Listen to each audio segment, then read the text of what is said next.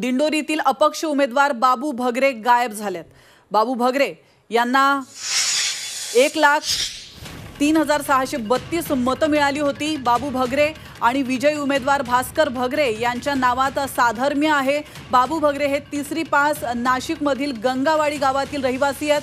तर बाबू भगरे सायंकाळपर्यंत घरी न आल्यास नाशिक रोड पोलीस ठाण्यामध्ये तक्रार देण्यात आल्याचं त्यांचा मुलगा रणजित भगरे याने म्हटलंय। बाबू भगरे गायब असल्यानं त्यांच्याशी कुठलाही संपर्क होत नसल्यानं कुटुंब चिंतेत आहे।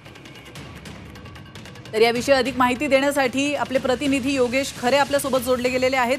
योगेशजी, धक्कादायक माहिती समोर येते दिंडोरीतून, काय अधिक माहिती मिळते या संदर्भात?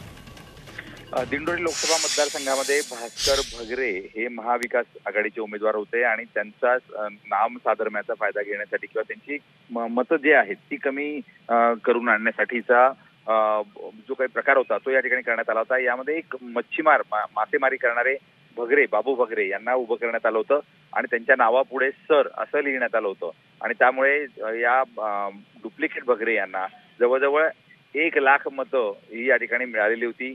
परिणामी भगरे यांचं जे मताधिक्य आहे त्यामध्ये घट झालेली आपल्याला दिसून आली। कधी जर भगरे यांना थोडी कमी मतं मिळाली असती तर कदाचित या ठिकाणी भारती पवार या उमेदवार म्हणून विजयी झालेल्या असता। त्यामुळे एकूणच भास्कर भगरे विजयी झाल्यानंतर भगरे यांच्यावर दबाव वाढलेला आहे। बाबू भगरे जे आहेत ते सकाळपासून घरी आलेले नाहीत आणि त्यामुळे कुटुंबीय चिंतेमध्ये आहेत। कुटुंबीय आता पोलिसात जाण्याच्या तयारीमध्ये आहेत। ते कदाचित संध्याकाळपर्यंत आपली तक्रार या ठिकाणी नोंदवतील। नक्कीच, धन्यवाद योगेशजी, तुम्ही दिलेल्या महत्त्वपूर्ण माहितीबद्दल।